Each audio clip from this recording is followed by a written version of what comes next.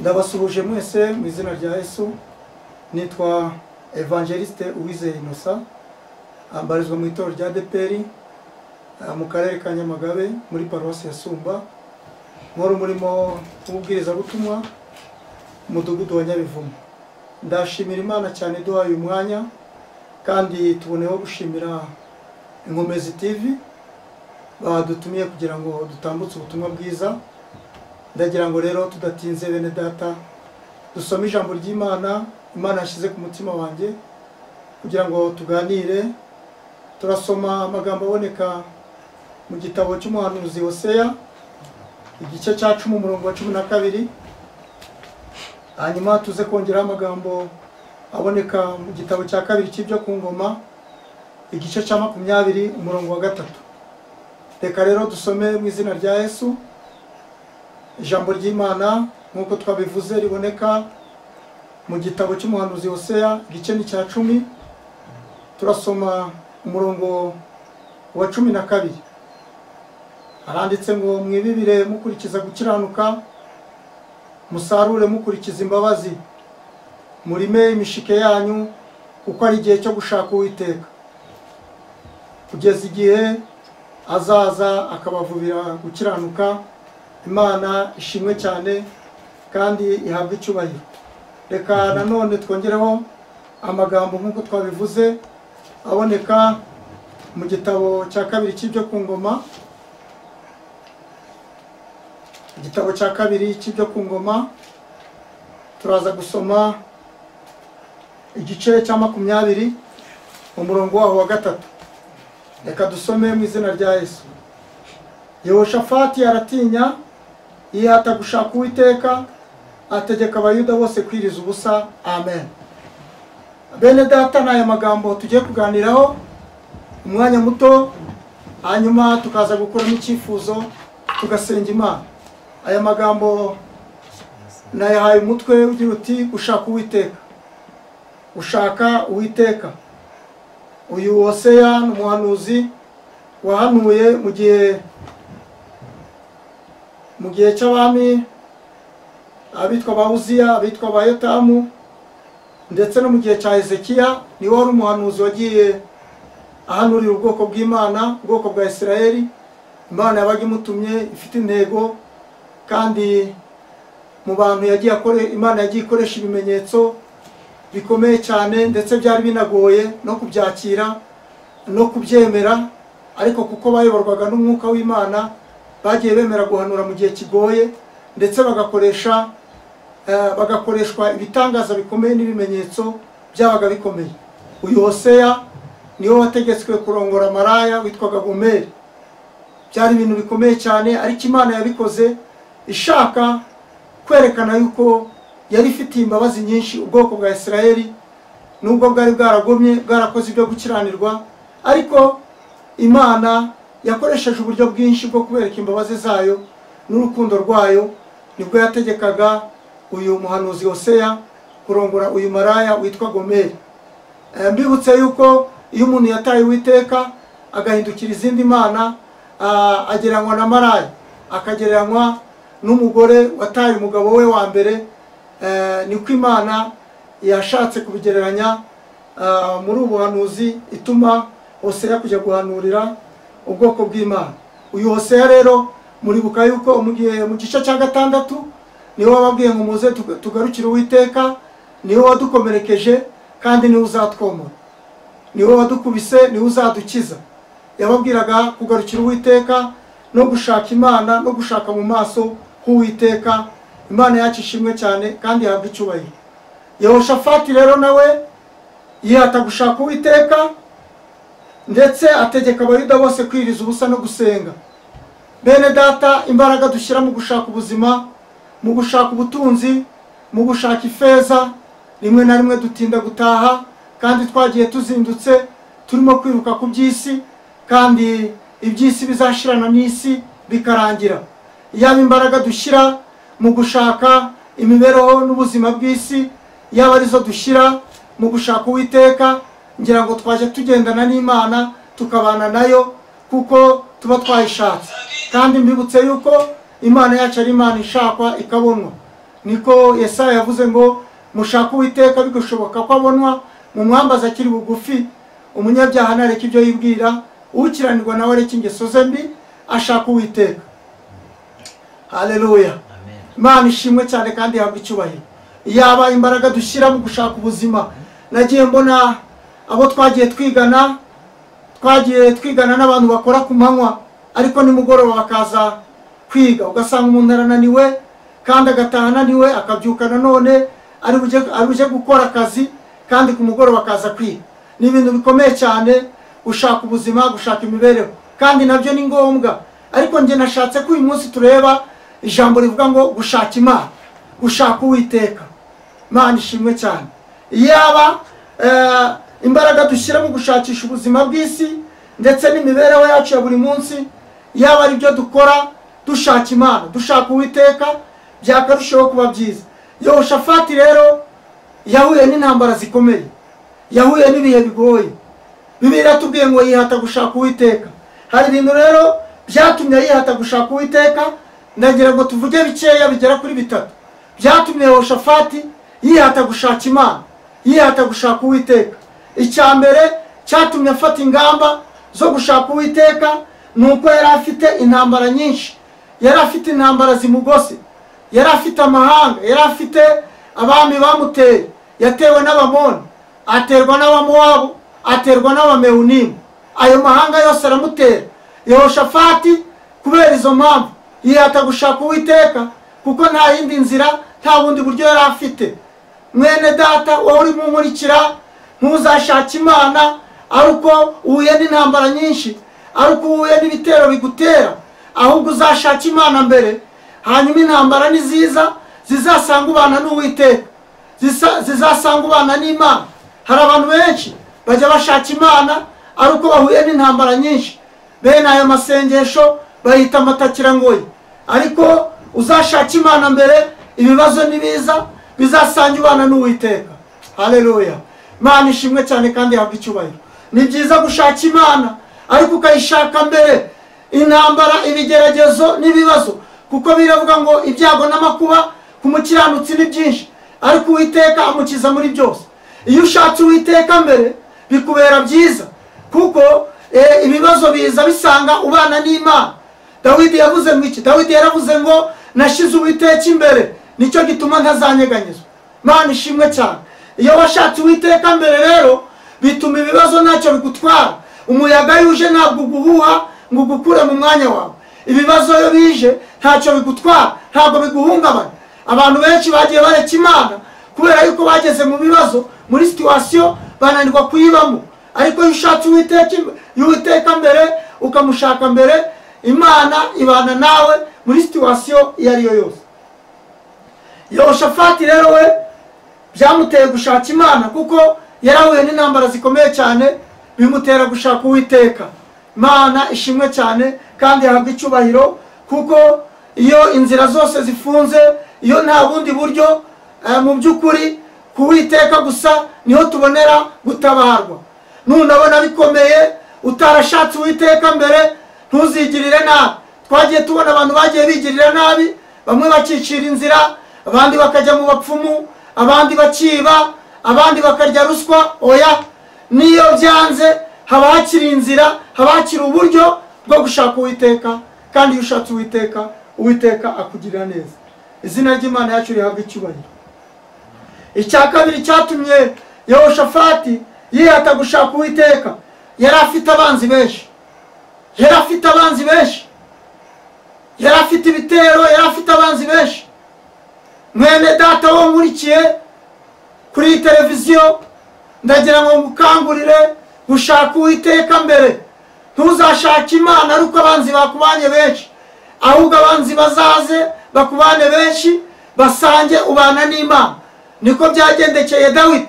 Dawidi yagize abanzi benshi, agira ubwo abanzi bararenga bagera mu nzu, yangwa n'umuhungu we Abusalomu, agera ubwo yangwa na Sawuli yacurangiraga, aramwanga, aramuhiga, amutera amacumu. Ariko Imana ishimwe, amacumu bamuteye ntabwo yigeze amufata, kuko basanze abana n'Uwiteka. Hari amacumu yagiye amutera agafata ibikuta ntagere kuri Dawidi. Kubera iki? kubera yuko basanze yarashatse Uwiteka mbere. Ntuzashake Imana ari uko abanzi bakubanye benshi, ahubwo abanzi bawe bazaze basanga ubana n'Imana. Nicyo kizagutinyura, nicyo kizagukomeza. Nicyo cyatumye Dawidi abanza Uwiteka mbere. Yubanje Uwiteka imbere, ibindi byose biza ntabwo bigukura umutima, ntabwo bituma uva mu gakiza. Imana ishimwe, haleluya. Kandi Imana ihabwa icyubahiro. Dukwiye gushaka Uwiteka mbere hakiri kare kugira ngo tuzakomere ku munsi mubi. Icya gatatu cyatumye yihata gushaka Uwiteka nuko nta yandi mahitamo yari afite, nta yandi mahitamo Yehoshafati yari afite. Byatumye yihata gushaka Uwiteka. Ntuzashake Imana ari uko wabuze uko ubigenza. Hari abantu benshi basenga ari uko babuze uko babigenza. Muri iyi minsi mu bihe turimo, abantu bose amaso yabo bayubuye ku Uwiteka. Kubera iki? Kubera ko nta bundi buryo, nta yindi nzira bafite. N'abatarasengaga muri iyi minsi bari gusenga, Mana dukize, Mana dutabara. Ariko bene data, ababanye n'Imana n'ubu bafite ibanga, baracyari kumwe nayo, ntabwo bakutse imitima. Ijambo Imana yavuze baracyaribitse kuko bashatse Uwiteka mbere. Mana ishimwe cyane. Ntugashaka Uwiteka ari uko wabuze icyo ukora, ari uko nta yandi mahitamo. Hari abantu bashaka Imana ari uko nta bundi buryo bafite, nta bundi buryo bafite. Hari aho twigeze kujya mu kazi, tugera ahantu hataba inzoga, hataba ibinyobwa banywaga, hataba abagore. Tubona abantu bose baje mu rusengero, tugira ngo bakijijwe, ariko ntabwo bari bakijijwe. Ni ukubera yuko nta handi bari kujya, nta bundi buryo nta kundi bari kubigenza. Hari abantu rero bashaka Imana kuko babuze uko babigenza. Urusengero ruruzura, tugira ngo abantu bakijijwe, ariko twuriye indege tugeze mu Rwanda, abari bakumbuye inzoga batangiye kuzinywa. Turavuga no, ntabwo bari bakijijwe, ahubwo nuko bari babuze inzoga. Ntuzashake Imana ari ukubura uko ubigira, ari uko nta bundi buryo, ariko nta kundi wabigenza. Ukwiye gushaka Imana kuko ari Imana y'imbaraga. Ukwiye gushaka Imana kuko ari Imana yakumenye, kuko ari Imana yakurinze, kuko ari Imana yagucunguye. Ntabwo ukwiye gushaka Imana kuko hari ibyo uyishakaho, kuko hari ibyo uyikurikiyeho. Imana itugire neza. Rimwe na rimwe iyo bibuze abantu bayivaho. Ntukwiye gushaka Imana kubera yuko hari ibyo yagukoreye. Oya, ukwiye gushaka Imana kuko ari Imana. Haleluya.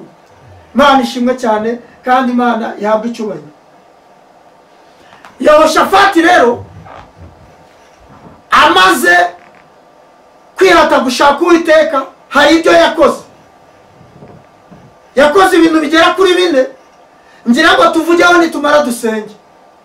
Yakoze ibintu bigera kuri 4 mu isengesho yasenze, bituma Imana imwumva, bituma Imana yohereza umuhanuzi Hazayeli arahanura, aravuga ngo mvuga Uwiteka avuganye nawe, aravuze ngo muri iyo ntambara ntimuzagomba kurwana, ahubwo muzihagararire. Imana ishimwe cyane.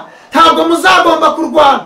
Hari ibintu Imana yamutegetse gukora, turaza kubireba. Icyambere yakoze mu isengesho yasenze, yibukije Imana ibitangaza yakoreye Abisirayeli.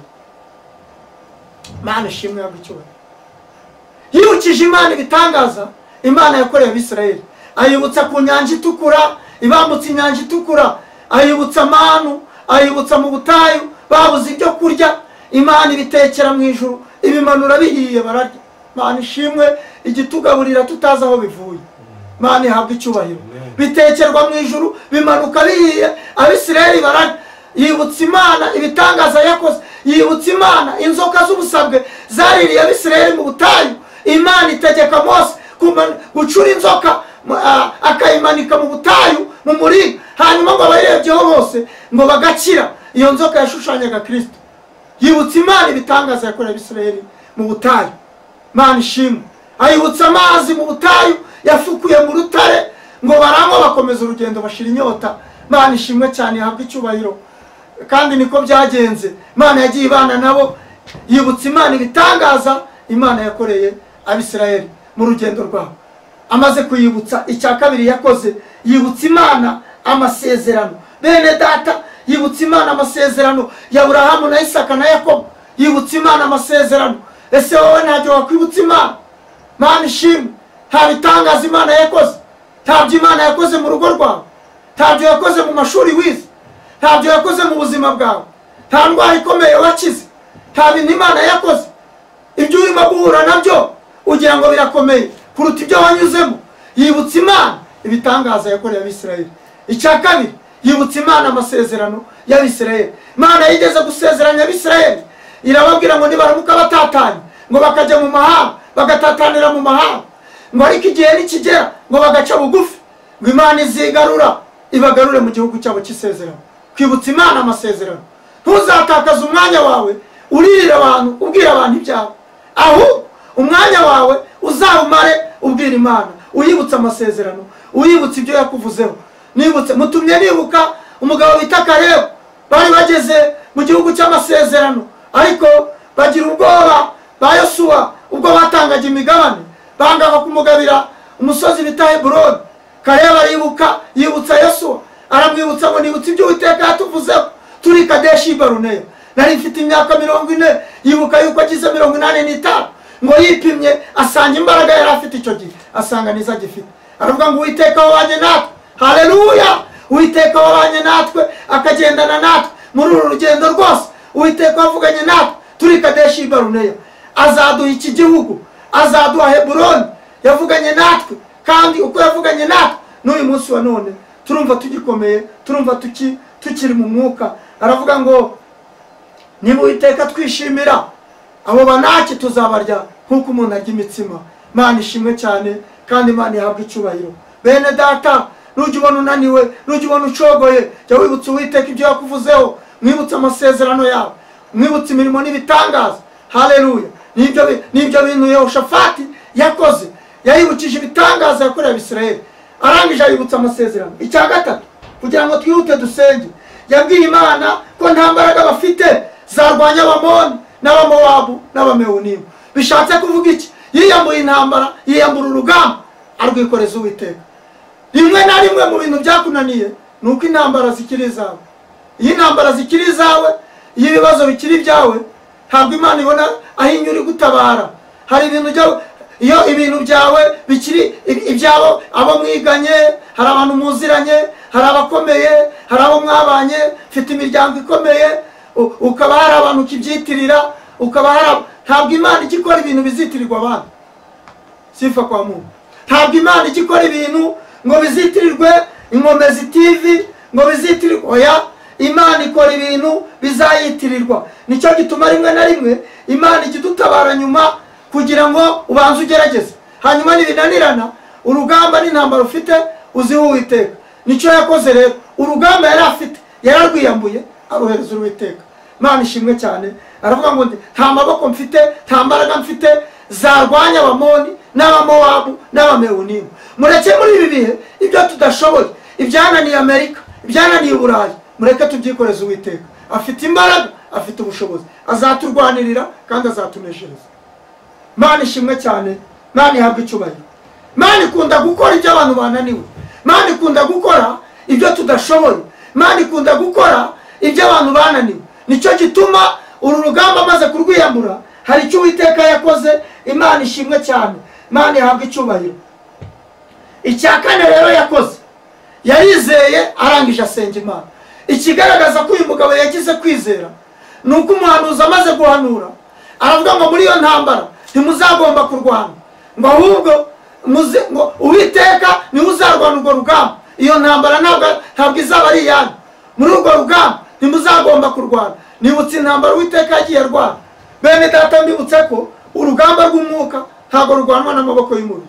Nibutse intambara Uwiteka yarwaniriye Gideyoni. Intambara z'Uwiteka zitandukanye n'izacu. Izo turwana nabo tureba, turwana nabo turebesha amaso.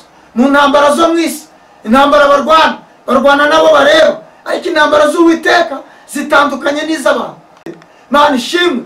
Yabwiye Gideyoni ngo genda ujye ku rugamba, uzanesha Abamidiyani nkunesha umuntu umwe. Mwumva indwara yamuhaye, amuha ikondera, amuha ikibindi, amuha imwe. Aravuga ngo genda ujye kurwana. Kandi nibutse ko mbere yuko amuha intwaro yaramubwiye ngo genda uko imbaraga zawe zingana. Bishatse kuvuga ngo imbaraga zari zigiye kurwana si iza Gideyoni, ahubwo zari imbaraga z'Uwiteka. Nicyo gituma wowe genda uko izawe zingana, kuko n'ubundi izawe zarananiwe sizo zizarwana, ahubwo iz'Uwiteka nizo zizarwana. Nicyo gituma muri iyo ntambara bavuga ngo urugamba ngo rw'Uwiteka na Gideyoni. Imana ishimwe cyane kandi Imana ihabwa icyubahiro. Arizera, amaze kwizera asenga Imana, kandi kwizera yagize ngo yafasha abaririmbyi, umutwe w'abaririmbyi abari washyira imbere, awushyira imbere y'ingabo. Reka mbabaze abankurikiye, izi ngabo zari zifite intwaro, zari inyuma y'abaririmbyi, abaririmbyi bari imbere. Murumva hari umumaro zari zigifite? Ubundi mu bisirikare by'isi ntabwo byemewe yuko ujya gutera umwanzi ngo ugende uririmba, kuko yakumenya akakubona utaramugeraho. Ariko intambara z'Uwiteka abwira abaririmbyi ngo mujye imbere muririmba amakorasi, muhimbaza Uwiteka. Haleluya. Bajya imbere y'ingabo, bajya imbere y'ingabo baririmba, baragenda. Imana yari yavuze ngo iyo ntambara ntabwo ari iyanyu, urugamba ni urw'Uwiteka, kuko Yehoshafati yari yarwiyambuye. Bibiliya iravuga ngo bageze ku munara w'abarinzi wo mu butayu, ngo basanga ingabo zari zibateye, Abamoni n'Abamowabu n'Abamewunimu, ngo basanga bagwiriranye babaye imirambo, basubiranamo. Uwiteka yari yanesheje urugamba. Imana ishimwe cyane kandi Imana ihabwa icyubahiro. Intambara zakunaniye, intambara zakugoye, intambara zakuruhije, nuko utigeze uziyambura. Wari ukwiye kwiyambura urugamba uriho, ukaruha Uwiteka, ukikoreza Uwiteka urugendo rwawe, kuko ari uzakurengera. Rimwe na rimwe hari ibyo tujyanamo imbaraga zacu, ariko twamara kunanirwa, twamara kubona yuko bitunaniye, tukiringira Uwiteka, tukagarukira Uwiteka. Niko uyu muhanuzi yavuze, Hoseya yaravuze ngo nimuze tugarukire Uwiteka, ngo niwe wadukubise kandi niwe uzadukiza, ngo niwe uzatwomora. Aravuga ngo azaduhembura tumaze kabiri.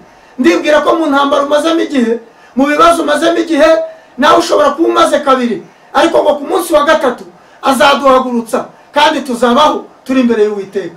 Imana ishimwe cyane, Imana ihabwa icyubahiro. Hari ibintu byakunaniye, hari ibyo wagerageje gukora birakunanira, ariko uyu mugabo amaze kwiringira Uwiteka, amaze kwizera Uwiteka, intambara ze zose amaze kuzizanira Uwiteka, aramubwira ngo nta bushobozi dufite, nta mbaraga dufite zarwanya Abamoni, zarwanya Abamowabu, zarwanya Abamewunimu. Birashoboka ko ufite Abamowabu, ufite Abamewunimu mu rundi ruhande, hari intambara ufite sinzi izo urimo kurwana, zarakunaniye, byarakuyobeye. Reka kwicira inzira, reka gucogora, reka kunanirwa, ahubwo garukira Uwiteka, umwikoreze urugendo rwawe. Azakuneshereza, azagutsindira ibikurwanya, kuko ari ufite imbaraga, ari ufite ubushobozi bwo kukurwanirira. Imana yacu ishimwe kandi Imana ihabwa icyubahiro. Haleluya. Hari abo wagiye wizera ukumva yuko hari icyo bakumarira, ariko ku munota wa nyuma bakaguhinduka. Hari abo wagiye wiringira uzi ko bagufasha, ariko bikananirana.